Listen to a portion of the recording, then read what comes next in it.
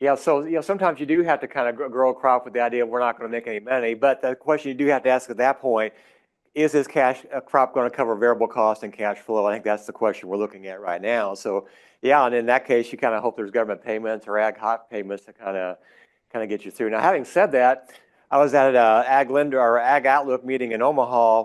Not the same one Brian's going to, but a different one this summer. And Joe Allo, who works at Texas A&M, some of you guys may know Joe. He's a big policy guy at A&M, and they have a program similar to our KFMA program where they work with a bunch of farms across the country, and they use those as their representative farms. He was saying that he had actually heard for the first time ever that some of those farms that he works with, they were wondering if they were going to cash flow this next year or not. And that's a pretty serious situation because you were talking about cash flow issues. Now you're at the question of, well, if I actually grow this enterprise, can I even cover variable costs? Are we at a point now in the country, if it wasn't for government payments, would it be better just letting that land go idle? I never have seen that in my entire history of growing up on a farm where it never paid a farmer not to put a crop out. And if I have to ask myself, are we at that point possibly where if it wasn't for government payments, if we even want to put a crop out or not? So, I hate to see those kind of situations happen, but those are questions producers are going to have to ask. I would say right now, though, if someone would give up farmland, there's going to be someone there who's going to pick it up here. So I don't think we're to the point we're going to actually give up land. But that'll kind of come up in my talk here about cash rents. Well, again, I'm Gregg Ibendahl. I'm a faculty member here at K-State. I work with our KFMA program a great deal. Most of the data I'm going to present today is going to be stuff from our KFMA group. So we have about 900 usable farms in any year that we get data from. It goes back to the mid-'70s, so it's a wonderful set of data to work with. So that's going to be the basis of what I'm talking about. I'm going to talk about cash rents mainly toward the end. The stuff I'm going to talk about, I will have a publication on Ag Manager next week with those tables in those. But for right now, those tables should be in your handout of slides you have as well here. So look for that coming up the next week. I also do crop budgets. So those will come out probably the first part of November. And then I also do net farm income forecasting, but I forecast at the farm level, whereas Jenny and Joe, they're doing farm forecasts more at the state level. So, and as you guys might imagine, cash rents are pretty much driven, as well as land values, actually, from what the net farm income forecast is going to be. So that's why I'm going to spend a fair amount of time talking about the situation for net farm income, what the situation for outputs are, because all that's going to feed back into what we look at for net farm income and how that drives cash rents then. So I'm first going to kind of talk about the debt situation, talk about interest cost, and then my expectation for net farm income and my expectation for farm expenses.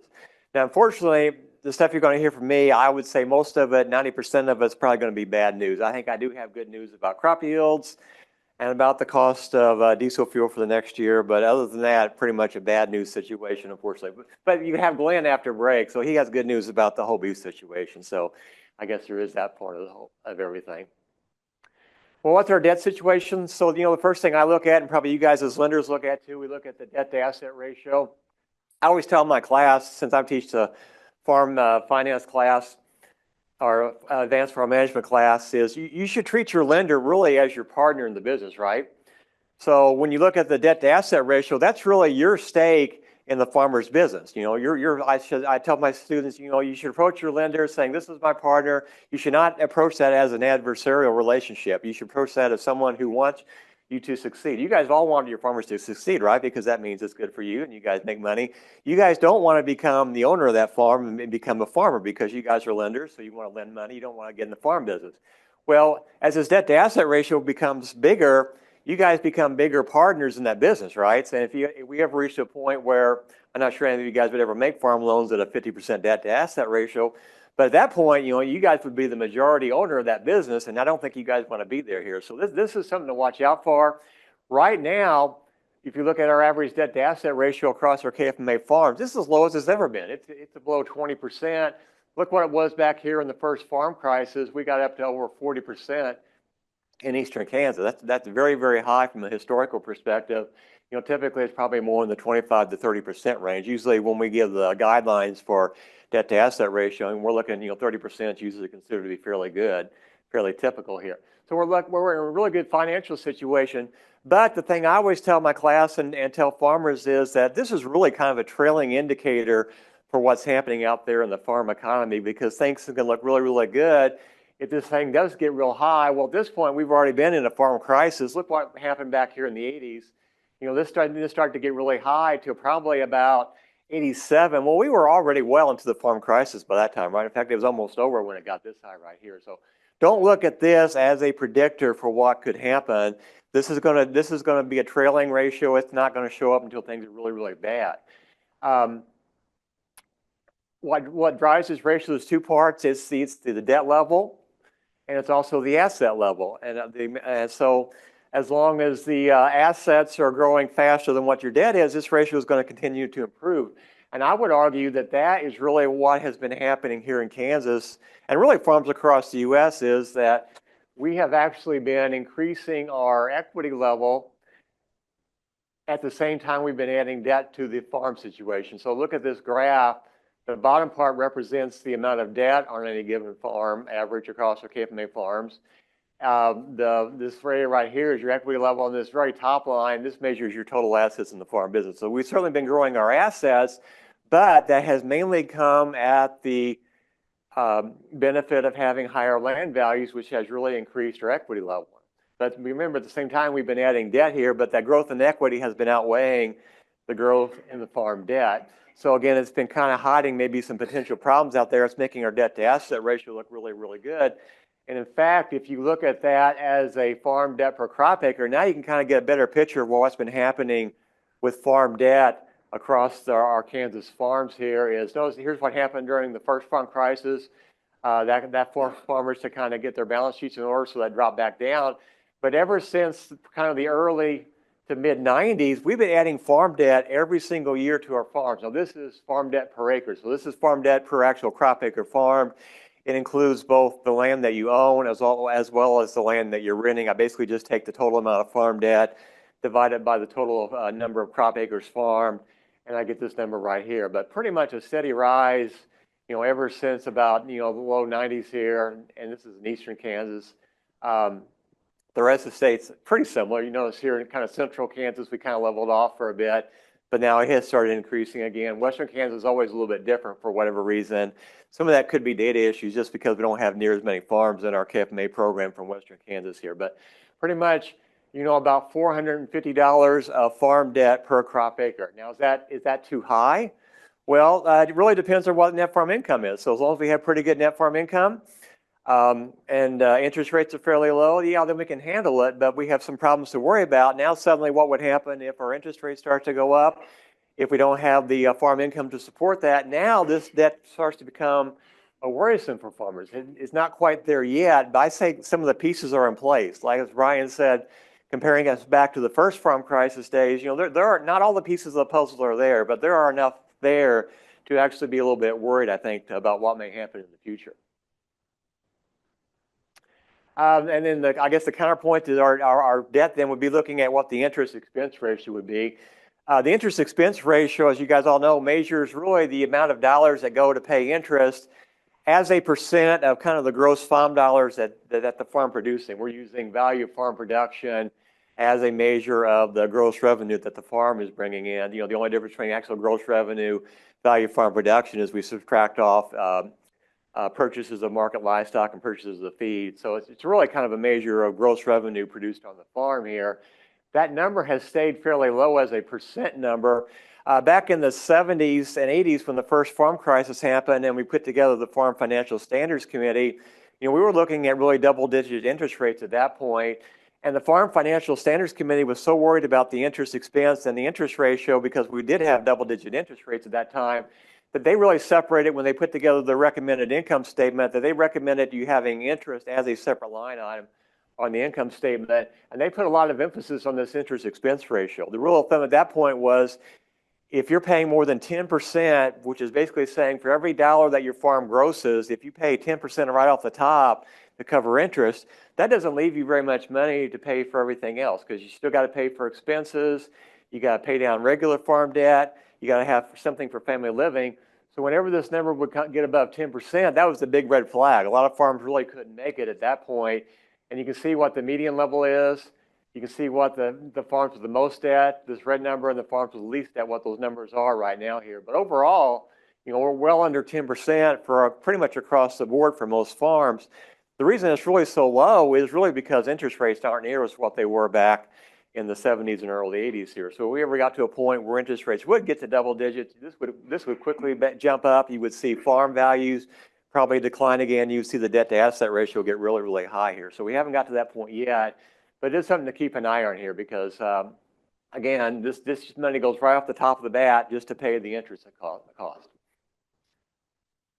I put after the election, but I think pretty much every Congress now gets into place. They're always looking ahead to the next election, the next shutdown, those kind of things here. So, you know, I think we're a bit short-sighted when it comes to a government here. We don't want to look past probably more than 2 years in the future to find out where we're going.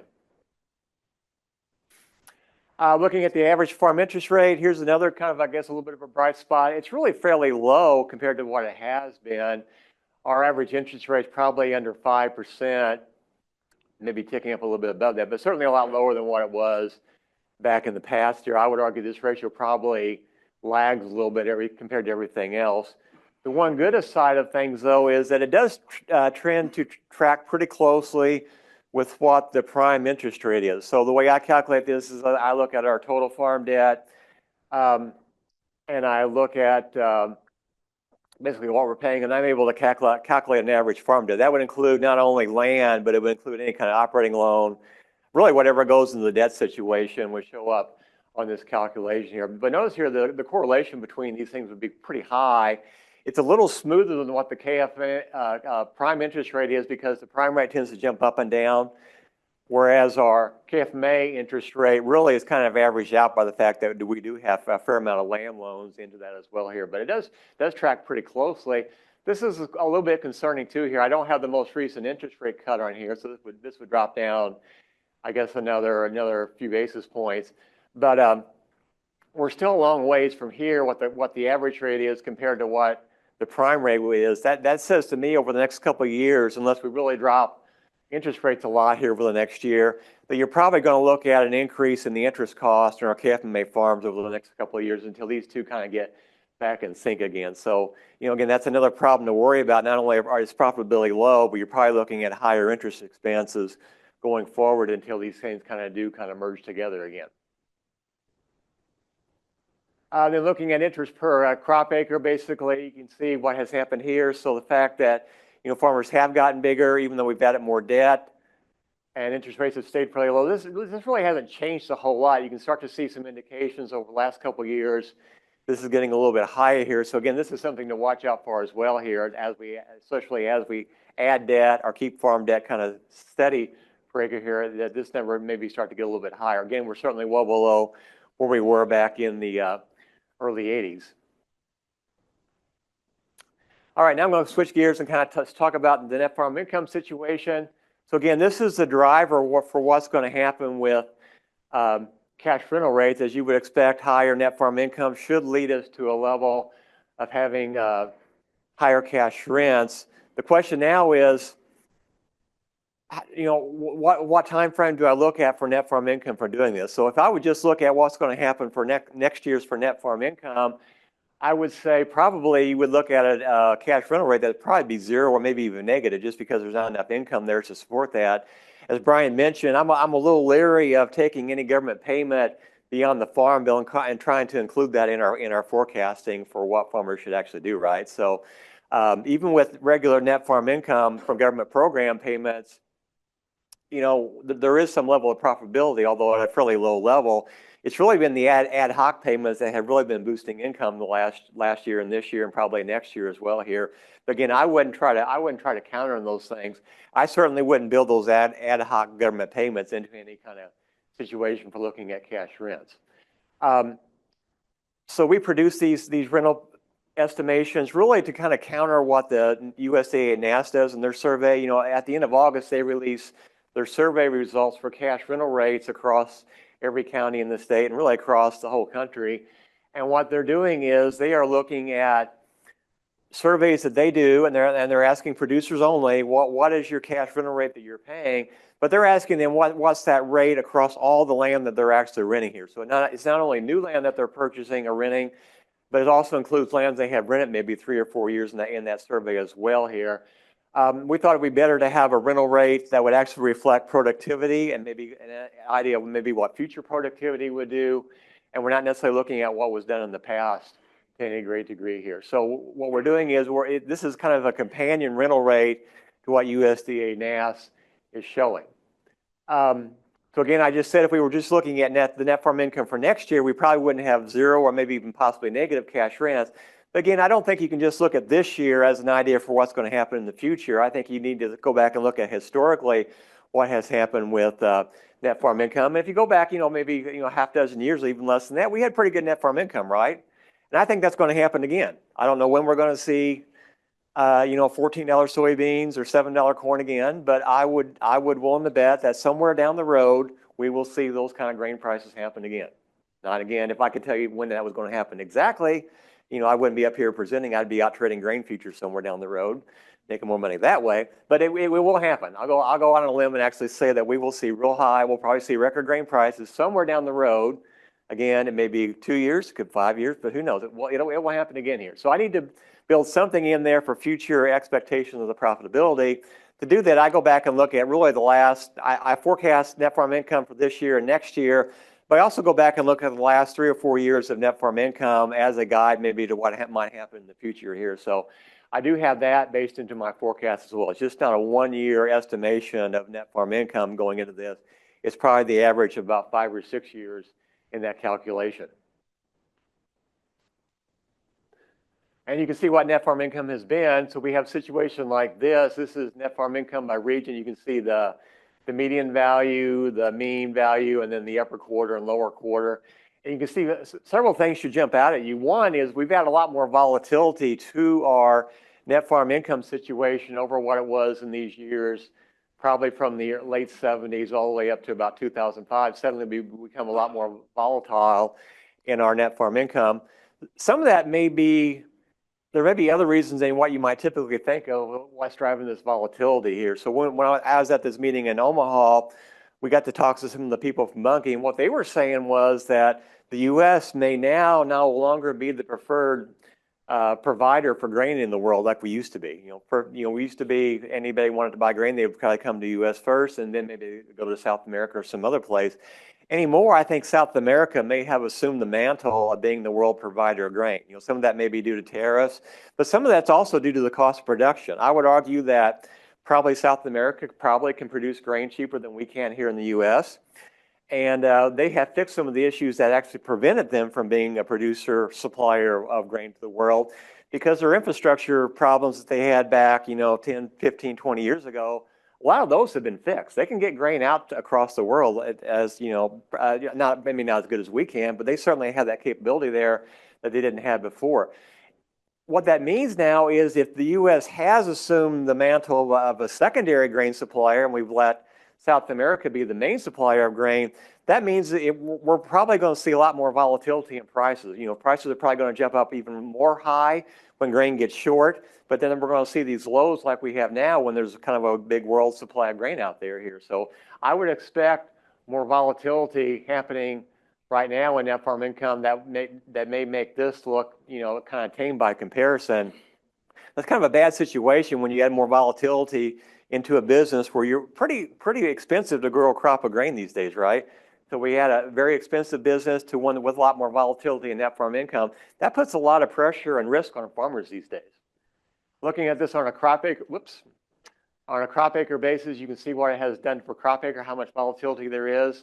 Again, the only thing kind of making this not be zero is those extra government payments we had last year. I should mention, so with KFMA, they do accrual accounting.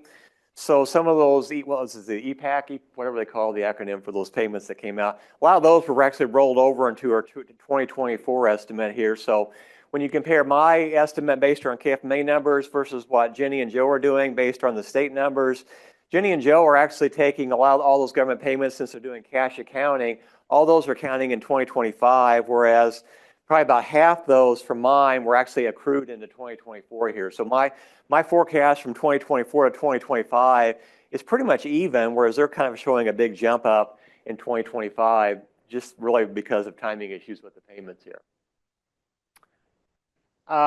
Again, let's move into one of the bright spots of everything with my My forecasting, it's really going to be a pretty good year when it comes to corn and soybean yields, not only across Kansas, but really across the whole U.S. I produced an estimate several times during the summer of what I think corn's going to be. My estimate is actually based on the weekly crop reports that we get from the USDA. So every Monday, the USDA releases their estimate of the percent of crop that's in the good, excellent, fair, and poor categories for all the states across the country. And I use those estimates then as a model to actually predict what the corn yields are going to be in every state. Look at the condition of the U.S. corn as of the first week of September here. Almost 70% of the corn crop across the U.S. is in the good or excellent category. And that would compare very well historically to a lot of the other years in the U.S. One thing you should notice about the U.S. estimate of the corn condition is there's hardly any very bad years across the U.S., right? Almost every single year in the U.S., it seems like we have a really good corn crop, except for 2012. Part of that is the nature of the growing conditions in the U.S. So in Kansas, water is always an issue for us, right? We don't have enough water. We need more water. What do you think the issue is in Illinois and Iowa? It's water, but it's a different water thing. It's getting water off the field. So the tiling is a big thing in those states here. So I'm from Illinois, so it doesn't shock me at all. But you guys who are not used to the Midwest growing conditions, maybe a little bit of shock to think about, getting water off the field is actually my biggest problem rather than actually trying to get water on here. So it's not surprising that we have a lot of really good years. The only bad year that would stick out in these last 20 is 2012, where there was pretty much a drought across the entire Midwest. I remember my cousin, who's actually from my family farm back in Illinois, he was saying that in 2012, things were so bad in southern Illinois that they didn't even harvest all their corn. They just basically ran the corn combine through the draws and picked those ears, and the rest of it they just kind of mowed down. It was such a bad year for growing corn here. So, but that's a very unusual situation. Whoops, we only have this one year right here that shows up like that. Well, you guys can imagine if it's a bad year across the U.S., what kind of year do you think we had in Kansas that year in 2012? Well, it was bad here too, right? So we had one of our worst years ever here in Kansas. But you'll notice here, we had some other bad years in here too that don't show up over here on the U.S. side. So it's a little more of a tricky proposition to grow corn in Kansas just because water is such a concern. But notice our corn crop here in Kansas as of the same week in September. We have about 60% of our corn crop across Kansas in this good to excellent category. That's a great thing to have, especially can you consider how our corn crop in Kansas has actually changed how we grow the corn, right? We grow probably a lot more corn now in western Kansas than we did before, maybe 20 years ago. You guys all know which is our biggest dry land corn county in Kansas? What's that? Thomas County, yes. Thomas County is our biggest dry land, not only irrigated, but just dry land corn county. So the fact that we've moved a lot of our corn production further west, really, when you look at our state yields, they look like they're going down, but that's just a fact that we moved our production out west more. But even factoring that in, a very good year for growing corn here in Kansas. I've been out to western Kansas now maybe a half dozen to a dozen times this summer. Man, I've never seen it being so wet out, how wet western Kansas this year. So here's my prediction for corn yields. Again, very similar to what the USDA has. You can see that, notice how good the yields are. Here in Iowa, they're looking probably over 220 bushels. This is an average corn yield, right? And that's with no irrigation. My home state of Illinois is probably 210, which is probably down a little bit. They did a little bit drier, but again, a very good corn crop. I made a typo here. Probably in the mid 180 range. I think USDA is forecasting like about 189 or something, but a little bit of dryness late season. I had to back off that last year too, so I don't think we're going to quite make the 190 range, but probably mid 180s would be a good guess for that. Close to a record or maybe a record actually. Same way with soybeans. Again, another very good year for growing soybeans across the U.S. Same for Kansas. That's actually maybe one of the best ever years for the soybeans here in Kansas here. So again, expect another very good year. My forecast for Kansas soybeans is about 42 bushels per acre, which is a lot higher than what we had last year where we had 35 bushels per acre. So, good years as far as production-wise. Those make farmers feel pretty good, right? Even though the grain prices are pretty bad. I think every farmer is a production guy at heart, and they like to have good yields. So this will make farmers feel better, even though grain prices may be kind of bad here. Just so I guess that would be a bright spot. Even we don't have a place to sell our soybeans necessarily. We don't have the prices to support it. now move to some more bad news here when it comes to inputs. There is one bright spot here. I told you the fuel price would be okay. This is the USDA index is relative to last year. So relative to 8/1/2024, how much have prices changed as a percent over the last year and a couple of months? So if I'm going to start at zero, the reason this doesn't start at zero is because my starting point is really an average of like 3 months. So it didn't quite, when things are going down, you kind of start at a little level. But usually I'm starting at zero and looking at the percent change here. This dotted line is our CPI index, so you can use that as a guide of how things have changed in price-wise compared to what it was last year. This is the inflation rate. Notice really the only good news here is the fuel price. It's actually lower than what it was last year, so that's good news. You may think fuel is a big expense for most farmers, but in the grand scheme of things, it's really not. I mean, farmers complain that whenever they got to pay a big fuel bill, but we compare the fuel cost to all the other expenses it takes to grow a crop. It's really probably the fourth or fifth most expensive item on the farm. Machinery would dominate by far, and then fertilizer would be the second one, and then fuel would be maybe a few more spaces down there.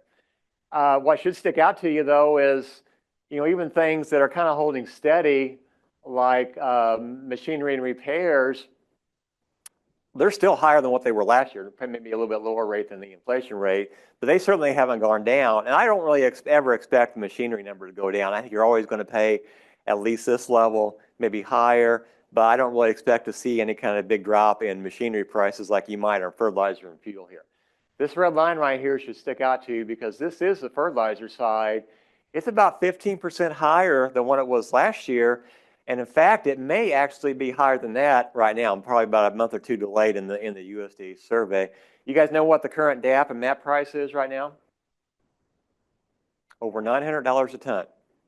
Now, I don't know if any of your producers have started pricing fertilizer for next year's crop. I'm sure they're probably starting to think about it, maybe coming up here pretty quick. But they're probably going to have sticker shock if they haven't been keeping up with the fertilizer market, right? So that's a bad news when you already got an expensive item. And now it has jumped up 15% over what it was before. Anhydrous is it's pushing $800. I don't really see that letting off anytime soon here. I think there's a good chance anhydrous could be over $1,000 a ton by spring. I don't see DAP and MAP backing off that either here. So the nitrogen fertilizers are probably seeing the biggest increase here. Part of that has to do with my model that I use. I'm looking at, well, I'll get to fertilizer here in a second and when I show you the model for that here, but I think there may be some inflation being hidden that's my model may be picking up here. So I disagree with Brian a little bit on the inflation side of things. So again, fuel would be my one bright point here. You can see what the prices are. What I really concentrate on though is this price premium between gasoline and diesel. That has varied quite a bit over the course of the year. Typically, anyway, now we're seeing this pattern, and it showed up the last 2 years where starting in the spring, it starts to go up, and then we kind of go down during the summer, and then it starts to go up in the fall. That has held for the last couple of years. So when I was filling up with fuel yesterday, I really saw a big variation in what that price premium was. So I filled up at Abilene there by the Russell Stover outlet store, and gas there was like it was like $2.49, I think I paid for gas, and the diesel price was like $4.03. So there was a pretty good size difference there. But when I moved to other stations, it wasn't near that big of a gap here. So I think we're at the point now where that gap may actually be increasing a little bit here. Some of that has to do with the driving season for gas. We use more gasoline during the summertime because of the way consumers, when they vacation and stuff, the gas demand is a lot higher than it goes down. Diesel tends to have a bi-yearly demand where we see a kind of a big demand in the spring, big demand in the fall. Typically, those are higher price points usually here, which doesn't work well if you're a farmer because that's when you need your fuel, is during the typically high points of the year for diesel here. So based on my forecast then, here is the one part of good news, my 12-month ahead forecast. You can see I'm predicting a little bit of decrease in the diesel fuel price, which I guess would be a little bit of good news for farmers. This is a little bit surprising to me because despite everything that's been happening in the U.S., we haven't seen oil prices get above the low $70 range. You would think with all the drone attacks you hear about Russia and Ukraine kind of bombing each other's refineries and all the conflicts in the Middle East that oil prices should be way, way high. But really ever since Russia first invaded Ukraine, at that point oil jumped up to $130 per barrel. But since then it's been on its way down the whole time. And it's been in the low $70 range for probably over a year now here. So that's the reason why you're not paying above $3 gases. Despite everything that's happening, oil prices have remained steady. And if I look at the futures market for oil, the next 3 years they're forecasting low $70 range as well here. So I'm not sure why we're not seeing more price variation or higher prices on the oil market, because to me it seems like there's a lot of risk out there that could happen. But apparently traders are convinced that any kind of conflict out there is not going to do anything. So this fertilizer model that I use now, I'm going to show you a little bit about my fertilizer prediction. It's based on really 3 factors. I look at the corn price, and that's supposed to help guide my estimate for demand for fertilizer, because when corn prices go up, we expect to see a shift to corn acres, which means more nitrogen fertilizer. So that's one factor. I have the oil supply in there as a measure of, as a supply factor. It's supposed to represent the natural gas that actually does go into nitrogen fertilizer production. And then about 4 years ago, I added another factor, the inflation effects. But I'm looking at the anticipated inflation as a guide to help my model to work out correctly. And I'm looking at 2 months ahead. My oil prices lag 6 months. I'm looking at current corn futures price. And this model has worked pretty well. I get R squares probably about 70% or higher. Here's my forecast for nitrogen fertilizer, and here's the red line. Then it would be the actual nitrogen fertilizer prices. This model has worked pretty well for the last couple of years. No complaints there.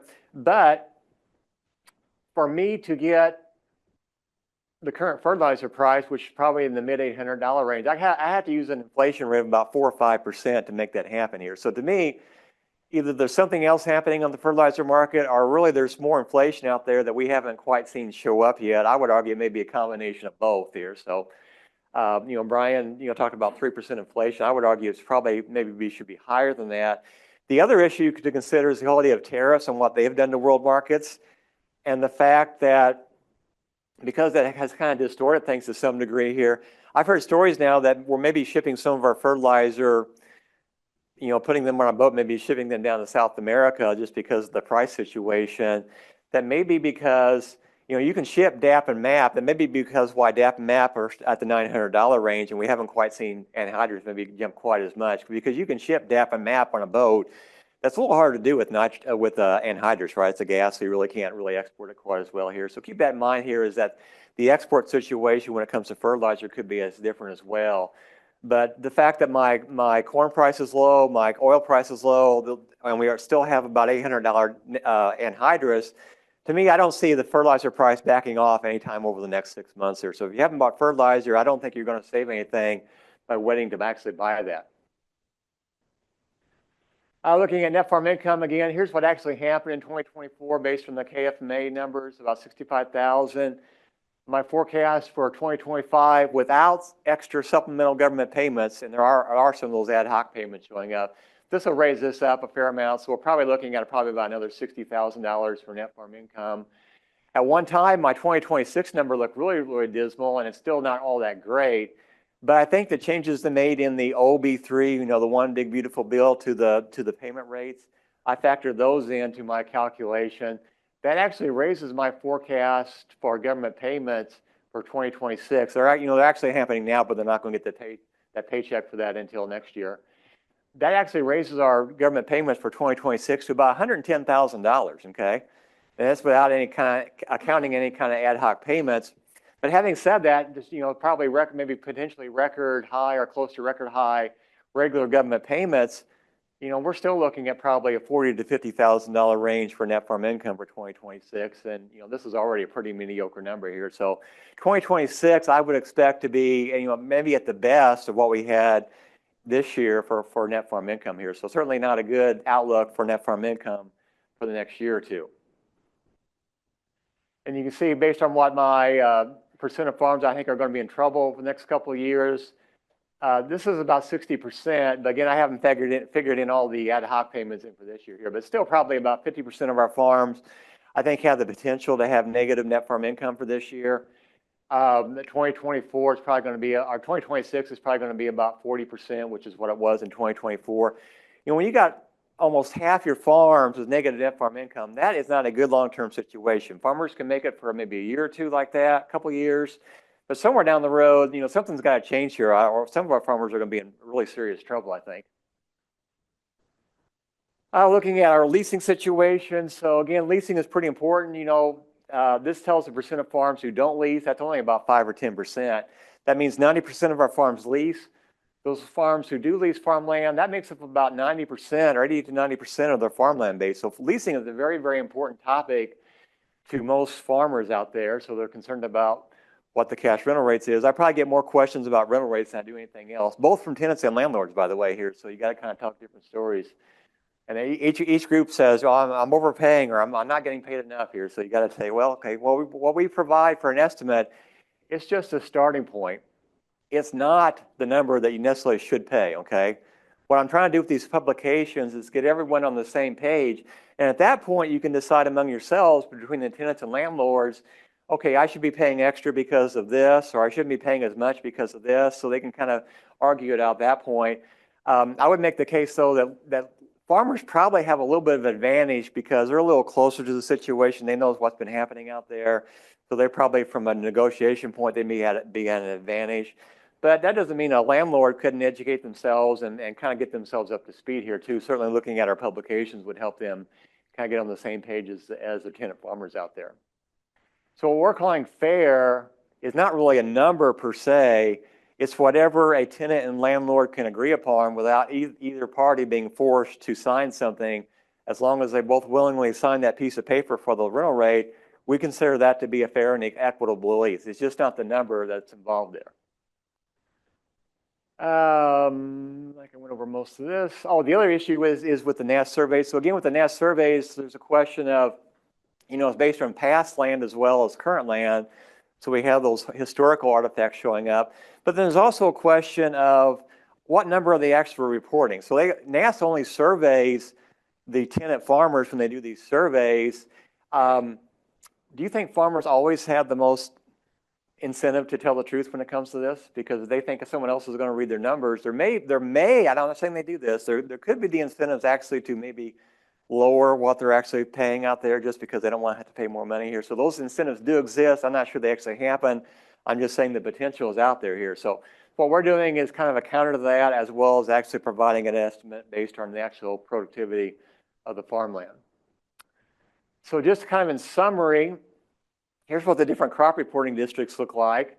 You can see what the NAS survey has, the average of each of these crop reporting districts, as well as my kind of starting point for negotiations for 2026 cash rental rates. You notice here I'm pretty much lower than NAS in every single one of the crop reporting districts. That's different than it has been for I think the 5 years I've been doing this publication. Is I've actually been lower now. Last year was the first time I was about even with NAS. Before that I was above NAS. But now we're to the point where profitability is so low that now you're seeing NAS kind of, you can see the effects of those historical survey numbers show up, whereas since I'm looking at a forward for net farm income, I'm starting to see rental rates that probably would be lower than what NAS is showing for their published numbers. Here's the county numbers. I won't really go over this a whole lot. These are in your handouts. They're going to be in the publication I'll have next week, but you can see what I'm predicting for all the counties. I think I have to this point now where I'm kind of satisfied with how this actually looks. You would expect the highest rental rates over here and probably the lowest rental rates right here. That kind of matches up color-wise with what we're seeing from NAS, where they have their highest rates here and the lowest rates here. So I'm kind of in agreement now. But again, these are just starting points. So don't get hung up with the fact that you think my rental rates, $5 difference than what you're seeing out there. Again, it's just supposed to be a starting point for negotiation. The one advantage I do have when it comes to rental rates is that when I look at the irrigated ground, I'm looking at every ground that has actually irrigated production. So I'm able to generate an irrigated rental rate for this farmland in Kansas as long as there's actually irrigated production in that county, because I'm using a productivity approach to my numbers here. So I'm actually able to generate an irrigated rental number for pretty much every county that has irrigated production in the state here. So when you look at mine compared to what NAS has, you'll notice there's a lot of holes in the NAS numbers. That's because, again, NAS is doing a survey approach. They have rules about when they can release a particular survey. They had so many responses. A lot of these counties, there's just not enough irrigated production for them to actually report those survey results. So that's why their numbers look a lot more sketchy than mine when it comes to actually filling in those counties with irrigated production here. So you can use that as a kind of a guide too, is that I provide more numbers than what they're having on there. So again, these will be out. The actual publication will be out next week. But again, I pretty much followed a similar procedure to what I did last year. I didn't really modify it a whole lot.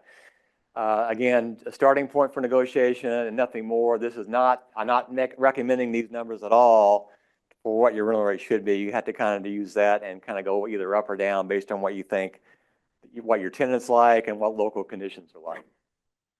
All right, got your first question here, Greg. Okay.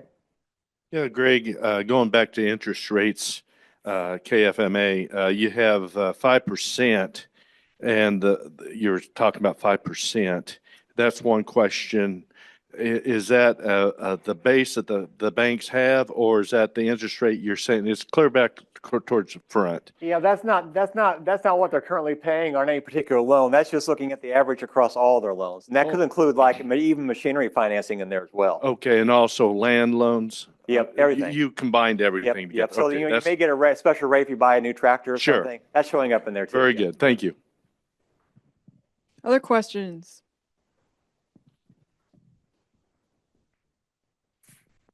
On the rental, it's like in my area, is that pasture and crop ground combined? No, mine is just cropland. So Robin does the pasture rental side. Mine is just strictly looking at cropland and what you could pay for ground that you'd actually grow a crop on. When does the pasture one come out? There isn't one. There isn't the one? NAS numbers are up on Ag Manager right now, but that's really all we have. So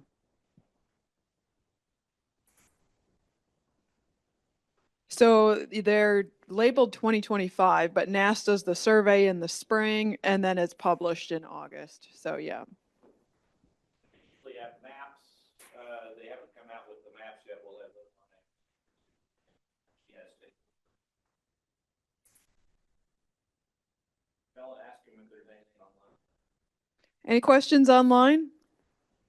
We're about to go to break here, so now's your chance. Anything else in the room?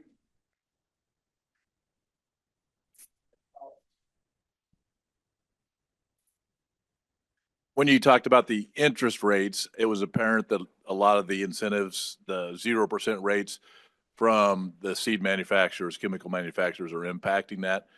And maybe this is a question for the audience, but do you see more of a trend in that direction and more of the loans that the traditional lenders being on the equipment and the land?